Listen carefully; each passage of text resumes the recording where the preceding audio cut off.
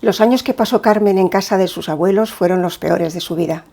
Los abusos sexuales a cargo sobre todo del primo los conocía la abuela, pero ella solo era un cero a la izquierda más, como otras muchas mujeres.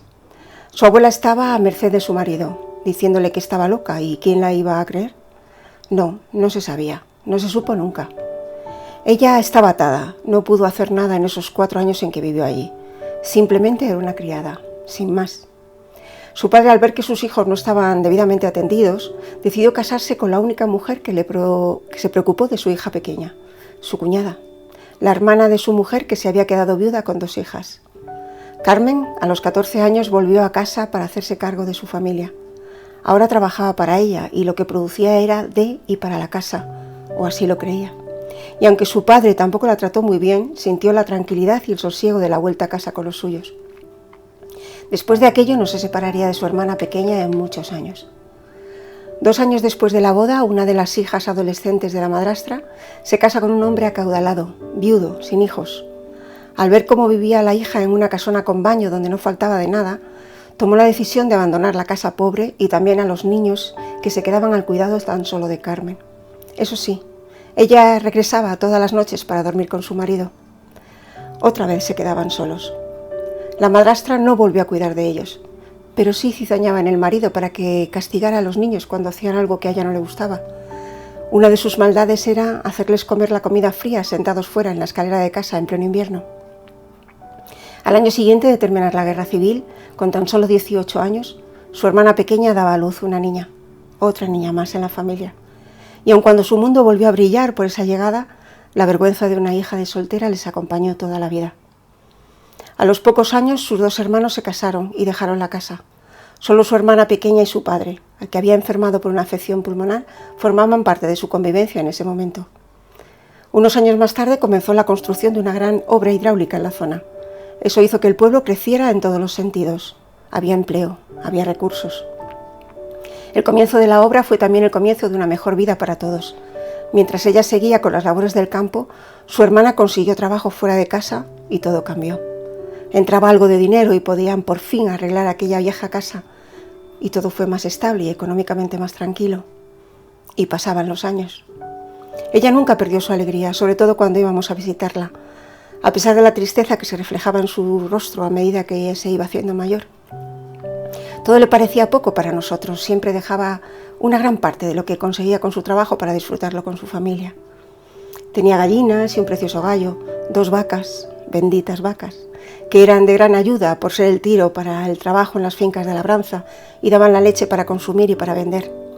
Criaba 2 cerdos que le suponían comida para el resto del año, pues se secaban o se procesaban para su consumo en los meses siguientes, algunos conejos y también un gran rebaño de cabras. Todo eso era muchísimo trabajo para las 2. Ahora se convertiría prácticamente todo para ella sola. Lo primero fue vender las cabras y quedarse con lo que más rentabilidad le producía, las vacas, que con la venta de su leche diaria y la de algún ternero era la única entrada de dinero que su trabajo le daba. Por fin esa casa fue tomando forma, una vida sencilla de trabajo-subsistencia, no había nada más. Fueron pasando los años y el abuelo se fue, pero llegamos nosotros, sus sobrinos nietos. Eso determinó su vida, su familia aumentaba, su sobrina tuvo 6 hijos que le dieron luz y sentido a su vida. Todo volvió a cambiar para ella cuando su sobrina se cargó de trabajo y al tener a sus hijos y trabajar también fuera de casa, necesitaba la ayuda y pidió a su madre que por favor le echara una mano un tiempo. La decisión no era solo suya y Carmen tuvo que hacerse con todo el trabajo mientras su hermana ayudaba a su hija. Todo iba bien mientras iba y venía de la ciudad, pero cada vez que la abuela fue más necesaria en casa, la decisión final supuso que Carmen se hiciese cargo de todo. Y así lo hizo. A los 61 años, en 1969, se quedaba definitivamente sola. Esta separación fue la más traumática de su vida. Las cargas comenzaron a ser cada vez más pesadas a lo largo de los años siguientes y comenzó por dejar alguna de las labores, tanto con los animales como la siembra. Lo primero fue el gallinero. Después, con todo el dolor de su corazón, una de las 2 vacas, Castaña, que así se llamaba. Todavía recuerdo cómo llorábamos cuando se la llevaban. Más tarde fue la más joven de ellas. Esta fue peor. Ella nos llamaba desde lejos.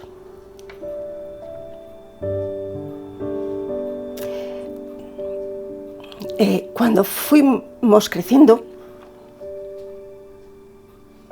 fuimos también ayudando en las labores del campo y ella vivía los veranos en la aldea como una fiesta continua con sus niños.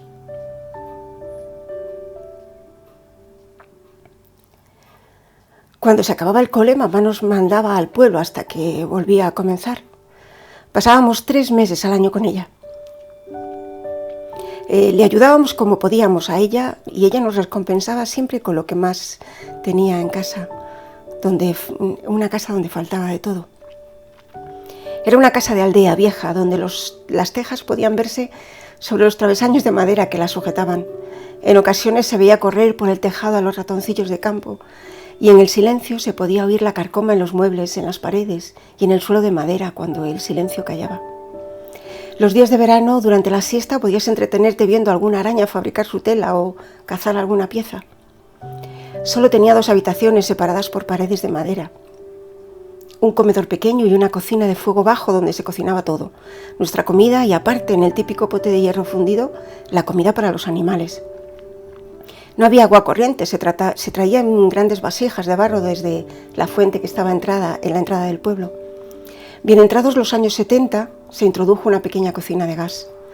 El baño no existía, lo que suponía siempre salir al campo cuando tenías una necesidad.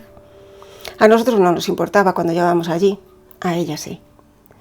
Veníamos de la ciudad con baño en casa y todo reluciente a esa oscura y ennegrecida casa por los efectos del humo durante años. Ella quería ofrecernos lo mejor y lo hacía, pero no lo sabía. Nosotros éramos felices allí y disfrutábamos cada minuto de cada día en aquel pueblo y en su compañía. A los pocos años se enfermó. Un cáncer de mama, la soledad física y un vecino energúmeno que no la dejó vivir en paz los últimos años en que estuvo sola, acabaron con lo que quedaba de ella.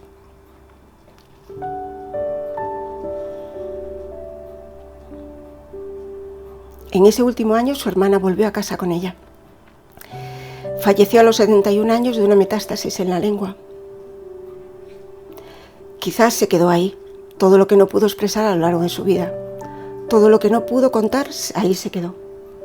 Lo sacó de su corazón, sí, puede ser, pero no salió de su boca. La abuela liquidó el resto de las tareas. El cerdo la sobrevivió, el vecino también. Dejo este escrito y un profundo dolor.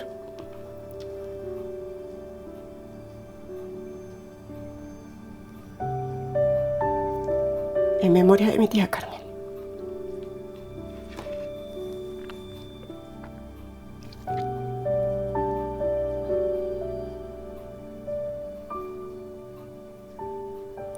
Esta no es más que la historia de otra mujer. De una mujer más. De una mujer sola.